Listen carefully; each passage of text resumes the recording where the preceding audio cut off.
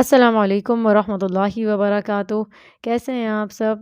الحمدللہ آج ہم پارہ نمبر 22 سٹارٹ کریں گے۔ نحمدہ ونصلی علی رسولہ الکریم، اما بعد فاعوذ باللہ من الشیطان الرجیم، بسم اللہ الرحمن الرحیم۔ رب اشرح لی صدری ویسر لی امری واحلل عقدۃ من لسانی یفقہوا قولی۔ سورہ احزاب کل کے پارہ میں کچھ آیات ہم اس کی پڑھ چکے ہیں۔ آج ہم پارہ نمبر 22 میں سورہ احزاب کو مکمل کریں گے۔ اس سورہ میں بھی عورتوں کے متعلق احکامات بیان ہوئے ہیں۔ اس پارہ کو شروع کرنے سے پہلے میں یہ کہنا چاہتی ہوں کہ اگر اس پارہ کے مختصر خلاصے میں ہم سے کوئی غلطی ہو گئی ہو تو ہماری رہنمائی فرما دیں۔ جزاکم اللہ خیرا کثیرا۔ پارہ نمبر 22 سورہ احزاب آیت نمبر 32۔ یا نساء النبی لستن کاحد من النساء ان اتقیتن فلا تخضعن بالقول فیطمع الذی فی قلبہ مرض وقلن قولا معروفا۔ فرمایا، اے نبی کی بیویوں، تم عام عورتوں کی طرح نہیں ہو۔ اگر تم اللہ سے ڈرتی ہو تو کسی نامحرم سے دبی زبان سے بات نہ کرو، ورنہ جس شخص کے دل میں روگ ہے وہ کوئی غلط توقع لگائے گا، لہٰذا صاف اور سیدھی بات کرو۔ اللہ تعالیٰ نے فرمایا، یہ بات ہے کہ ازواج مطہرات جو ہیں یعنی نبی کریم صلی اللہ علیہ وسلم کی بیویوں سے کہی گئی ہے۔ ازواج مطہرات ہمارے لیے رول ماڈلز ہیں۔ یہ ہدایات مسلمان خواتین کے لیے بھی ہیں۔ جب کوئی عورت کسی نامحرم سے بات کرے تو اپنی آواز میں لوچ پیدا نہیں کرے، ہنسی مذاق بے تکلفی سے بات نہیں کرے۔ یہ سارے احکامات اس لیے آئے ہیں تاکہ کوئی بھی فتنہ نہ ہو۔ آگے آیت میں بتایا جا رہا ہے کہ عورت کا اصل مقام گھر ہے، لیکن ضرورت کے تحت حدود کے ساتھ گھر سے باہر نکلنے کی اجازت ہے۔ صحابیات بھی نماز تراویح کے لیے گھر سے باہر جایا کرتی تھیں، لیکن کوئی بھی ایسی چیز نہیں ہوتی تھی جس سے معاشرے میں فتنہ پھیلے۔ اسی آیت میں ایک اور حکم دیا جا رہا ہے، آئیے اس کا ترجمہ سنتے ہیں۔ آیت نمبر 33 ترجمہ: اور اپنے گھروں میں قرار پکڑے رہو، پہلے دور جاہلیت کی طرح اپنی زیب و زینت کی نمائش نہ کرتی پھرو، نماز قائم کرو، زکوٰۃ ادا کرو، اللہ اور اس کے رسول کی اطاعت کرو۔ اے اہل بیت نبی، اللہ تو یہ چاہتا ہے کہ تم سے ناپاکی کو دور کر کے اچھی طرح پاک صاف بنا دے۔ اسلام سے پہلے کے زمانے کو دور جاہلیت کہا گیا ہے۔ مسلمان عورتوں کو گھر سے نکلنے کے کچھ اصول بتا دیے گئے ہیں۔ مسلمان عورتیں دور جاہلیت کی طرح سج دھج کر کے نہ نکلیں، یعنی اپنی شخصیت کو نمایاں کر کے پورے زیب و زینت کے ساتھ گھر سے نہ نکلیں۔ دور جاہلیت میں عورتیں اس قسم کے کام کرتی تھیں، اس لیے مسلمان عورتوں سے کہا کہ تم اسلامی طریقہ اپناؤ، جب گھر سے باہر نکلو تو پراپر طریقے سے اپنے آپ کو ڈھانپ کر نکلو۔ یہ تمام احکامات عورت کی خاص حفاظت کے لیے نازل ہوئے ہیں۔ آیت 35 میں بتایا گیا ہے کہ مسلمان مرد اور عورتیں کیسے ہوتے ہیں، یعنی مسلمان مومن عورتوں مردوں کی خوبیاں بتائی گئی ہیں، جن میں سے ایک خوبی یعنی صفت یہ ہے کہ وہ کثرت سے اللہ کا ذکر کرنے والے ہیں، یعنی وہ لوگ اللہ کے ذکر میں مشغول رہتے ہیں۔ وہ نمازوں کے بعد ذکر کرتے ہیں، صبح شام کے اذکار پڑھتے ہیں، بستر پر جا کر سونے سے پہلے اللہ کا ذکر کرتے ہیں، نیند سے اٹھ کر اللہ کا ذکر کرتے ہیں، اپنے گھروں سے نکلتے ہیں تو وہ اللہ کا ذکر کرتے ہیں، کھانا کھانے کے بعد بھی اللہ کا ذکر کرتے ہیں، یعنی کوئی لمحہ ایسا نہیں جس میں وہ اللہ کو یاد نہ کریں، وہ اللہ کا ذکر کرتے ہی رہتے ہیں۔ اللہ تعالی ہم سب کو ان میں شامل فرمائے۔ اللہ کے ذکر سے بخشش ملتی ہے اور گناہ نیکیوں میں بدل جاتے ہیں۔ جب کوئی جماعت اللہ کی خاطر اکٹھی ہو کر اللہ کا ذکر کرتی ہے تو آسمان سے ایک منادی آواز لگاتا ہے کہ تمہارے گناہ معاف ہو چکے، تمہارے گناہ نیکیوں میں بدل دیے گئے۔ اللہ تعالی ہمارے اندر یہ ساری خوبیاں پیدا کر دیں، ہم خوب اللہ کا ذکر کرنے والے بنیں۔ اس آیت میں ختم نبوت کا اعلان ہے، آیت نمبر 40۔ تو اللہ تعالیٰ نے فرمایا ما کان محمد ابا احد من رجالکم ولکن رسول اللہ وخاتم النبیین وکان اللہ بکل شیء علیما۔ ترجمہ، محمد صلی اللہ علیہ وسلم تمہارے مردوں میں سے کسی کے باپ نہیں، بلکہ وہ اللہ کے رسول اور خاتم النبیین ہیں، اور اللہ تعالیٰ ہر چیز کو خوب جاننے والا ہے۔ نبی کریم صلی اللہ علیہ وسلم آخری نبی ہیں، ان کے بعد اب کوئی نبی نہیں آئے گا، اور یہ عقیدہ ہمارے ایمان کا لازمی حصہ ہے۔ کوئی انسان اپنے آپ کو نبی یا رسول بتائے وہ جھوٹا ہے۔ رسول اللہ صلی اللہ علیہ وسلم نے فرمایا بے شک میری امت میں 30 کذاب ہوں گے، جن میں سے ہر ایک یہ دعویٰ کرے گا کہ وہ نبی ہے، اور میں خاتم النبیین ہوں، میرے بعد کوئی نبی نہیں۔ تو رسول اللہ صلی اللہ علیہ وسلم نے خود یہ فرما دیا ہے اور واضح کر دیا ہے۔ یہ معاملہ دین کے بنیادی یعنی بیسک پلرز آف اسلام سے تعلق رکھتا ہے۔ آپ کو پتہ ہے کہ بیسک پلرز یعنی پلرز کے اوپر ہی کسی عمارت کا جو ہے وہ دار و مدار ہوتا ہے۔ کسی بھی عمارت کی جو بنیادیں ہوتی ہیں وہ بہت زیادہ اہم ہوتی ہیں۔ تو رسول اللہ صلی اللہ علیہ وسلم آخری نبی ہیں اور ان کے بعد کوئی نبی نہیں آئے گا، یہ ہمارے دین کی بنیادوں میں سے ہے یہ بات۔ اب آگے ان آیات میں ذکر کی فضیلت اور کثرت سے ذکر کرنے کا حکم دیا گیا ہے۔ آیت نمبر 41 اور 42 فرمایا یا ایہا الذین آمنوا اذکروا اللہ ذکرا کثیرا وسبحوہ بکرۃ واصیلا۔ ترجمہ، اے ایمان والو، اللہ کو بکثرت یاد کرو اور صبح و شام اس کی تسبیح کیا کرو۔ اب ان آیات میں آگے دعوت کے آداب بتائے گئے ہیں، یعنی مہمان بننے کے آداب اور میزبان بننے کے آداب بتائے گئے ہیں۔ اللہ تعالیٰ نے فرمایا اے ایمان والو، نبی کے گھروں میں نہ جایا کرو الا یہ کہ تمہیں اجازت دی جائے، اور کھانے کی تیاری کا انتظار نہ کرنے لگو، البتہ جب تمہیں کھانے پر بلایا جائے تو آؤ، اور جب کھا چکو تو چلے جاؤ، اور باتوں میں دل لگائے وہیں نہ بیٹھے رہو۔ آگے اسی آیت میں پردے کا حکم آ رہا ہے۔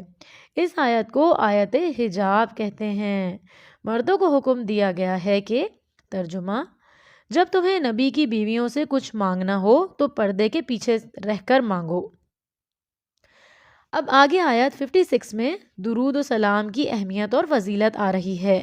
اللہ تعالیٰ نے فرمایا ان اللہ ملائکتہ یصلون علی النبی یا ایہا الذین آمنوا صلوا علیہ وسلموا تسلیما۔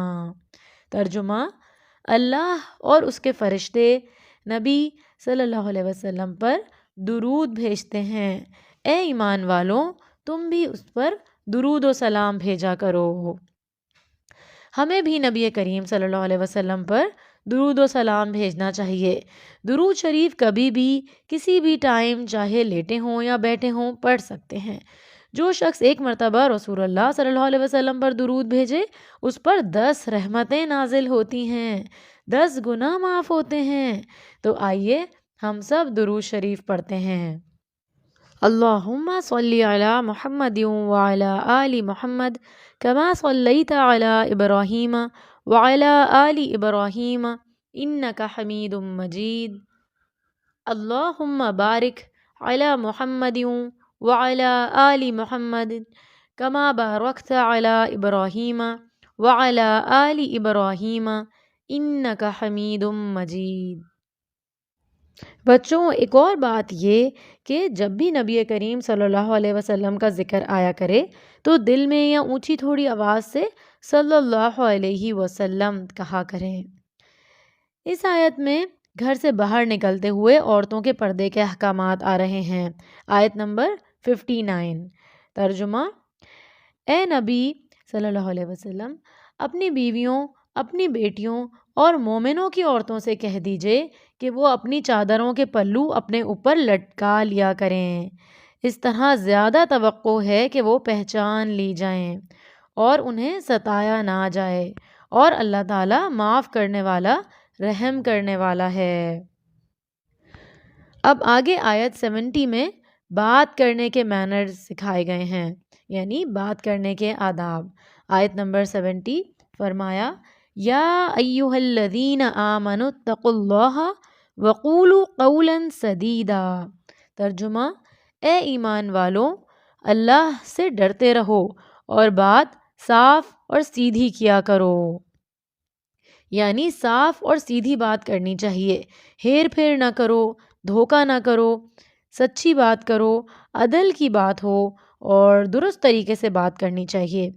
یہاں انسان کی زبان کی درستگی کی بات ہوئی ہے، کیونکہ انسان کی زبان درست ہو تو اس کا دل بھی درست ہوتا ہے، اور دل درست ہو تو باقی سارے اعمال بھی درست ہو جاتے ہیں۔ تو ہمیں سب سے سیدھی اور صاف اور کلیئر بات کرنی چاہیے۔ سورہ سبا، بسم اللہ الرحمن الرحیم۔ سورہ سبا میں حضرت داؤد علیہ السلام کی نعمتوں کا ذکر آیا ہے، حضرت سلیمان علیہ السلام کا ذکر آیا ہے۔ یہ دونوں اللہ کی نعمتوں کا ہر وقت شکر ادا کرتے رہتے تھے۔ پھر قوم سبا کا ذکر آیا ہے کہ انہیں بھی اللہ نے بہت سی نعمتوں سے نوازا تھا، لیکن انہوں نے نعمتوں کی ناقدری کی اور ناشکری کی، اس وجہ سے ان سے نعمتیں چھین لی گئیں۔ بچوں، نعمتوں پر اللہ کا شکر ادا کرنے سے نعمتیں اور بڑھ جاتی ہیں، ان میں اضافہ ہوتا ہے، کیونکہ اللہ تعالیٰ نے فرمایا لَإِن شَكَرْتُمْ لَأَزِيدَنَّكُمْ، کہ اگر تم میرا شکر کرو گے تو میں تمہیں اور زیادہ دوں گا، اور جبکہ ناشکری کرنے سے نعمتیں چھن جاتی ہیں۔ آپ سب اپنے پاس موجود نعمتوں کو دیکھیں اور اللہ کا شکر ادا کریں۔ آیت نمبر 14 میں حضرت سلیمان علیہ السلام کی موت کا ذکر آیا ہے۔ آیت نمبر 14، ترجمہ، پھر جب ہم نے سلیمان پر موت کا فیصلہ کر دیا تو جنوں کو گھن کے کیڑے کے سوا کسی چیز نے سلیمان کی موت کا پتہ نہ دیا جو ان کے عصا کو کھائے جا رہا تھا۔ پھر جب وہ گر پڑا تو جنوں پر واضح ہو گیا کہ اگر وہ غیب جانتے ہوتے تو ایسے ذلت کے عذاب میں نہ پڑے رہتے۔ حضرت سلیمان علیہ السلام نے اپنے عبادت خانے میں کھڑے ہوئے وہ تو فرشتے نے ان کی روح قبض کر لی اور آپ اپنی لاٹھی کے سہارے کھڑے رہ گئے۔ لاٹھی کو اندر ہی اندر سے دیمک نے چاٹ کر ختم کر دیا۔ لاٹھی ٹوٹ کر گری تو معلوم ہوا کہ آپ بہت عرصے پہلے ہی انتقال کر چکے ہیں۔ اس وقت جنوں کی یہ غلط فہمی دور ہو گئی کہ وہ غیب جانتے ہیں۔ سورہ فاطر، بسم اللہ الرحمن الرحیم۔ فاطر اللہ کا نام ہے جس کے معنی ہیں عدم سے وجود میں لانا۔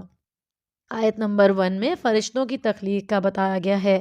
اللہ تعالیٰ نے کیسے کیسے دیوقامت فرشتوں کو پیدا فرمایا، کسی کے 2 پر ہیں، کسی کے 4 پر ہیں۔ حضرت جبرائیل علیہ السلام کے 600 پر ہیں، یعنی 600۔ چیز چھوٹی ہو یا بڑی، اللہ ان کو پیدا کرنے والا ہے۔ آخری آیت میں ہے، آیت نمبر 45، ترجمہ، اور اگر اللہ تعالیٰ لوگوں کے اعمال کے مطابق ان کا مواخذہ کرتا تو سطح زمین پر کوئی جاندار زندہ نہ چھوڑتا، لیکن وہ تو ایک مقررہ وقت تک انہیں ڈھیل دیے جاتا ہے، پھر جب ان کا وہ مقررہ وقت آ جائے گا تو اللہ یقیناً اپنے بندوں کو دیکھ رہا ہے، یعنی وہ ان سے نمٹ لے گا۔ اللہ تعالیٰ ہم سب پر رحم فرمائے۔ سورہ یاسین، بسم اللہ الرحمن الرحیم۔ سورہ یاسین کی آیت 11 میں ان لوگوں کے لیے خوشخبری، بخشش اور اجر کریم ہے جو رحمان سے، اللہ سبحانہ و تعالیٰ سے غائبانہ ڈرتے ہیں، یعنی بن دیکھے ڈرتے ہیں، اور اس قرآن کی پیروی کرتے ہیں، یعنی جو اس کے احکامات ہیں ان پر عمل کرتے ہیں۔ مومن اللہ کے عذاب سے ڈرتا ہے اور نیک عمل کرنے کے باوجود ڈرتا ہے کہ کہیں اس کے اعمال ضائع نہ ہو جائیں۔ آیت نمبر 12 میں ہے کہ ہمارے اعمال تو اللہ کے پاس چلے جاتے ہیں اور ان کے جو اثرات ہوتے ہیں، یعنی نیکی یا برائی کے اثرات، وہ دنیا میں اچھائی یا برائی کا سبب بنتے ہیں۔ ہم نے اچھا کام کیا اور ہمیں دیکھ کر کوئی اور اچھا کام کرتا ہے تو پھر اس کو بھی اجر ملے گا اور آپ کو بھی اجر ملے گا۔ اسی طرح برا کام کیا اور آپ کو دیکھ کر اگر کسی نے برا کام کیا تو اس کو بھی گناہ ملے گا اور آپ کو بھی ملے گا، کیونکہ اس نے آپ کو دیکھ کر کیا۔ تو بچوں ہمیں اچھے کام ہی کرنے چاہیے۔ اللہ تعالی ہم سب کی اس پر مدد فرمائے۔ الحمدللہ پارہ نمبر 22 مکمل ہوا۔ اللہ سبحانہ و تعالی ہم سب کو اچھے کام کرنے کی توفیق دے اور انہیں قبول بھی فرمائے، آمین۔ وآخر دعوانا ان الحمدللہ رب العالمین۔ سبحانک اللہم وبحمدک، نشہد ان لا الہ الا انت، نستغفرک ونتوب الیک۔ السلام علیکم ورحمۃ اللہ وبرکاتہ۔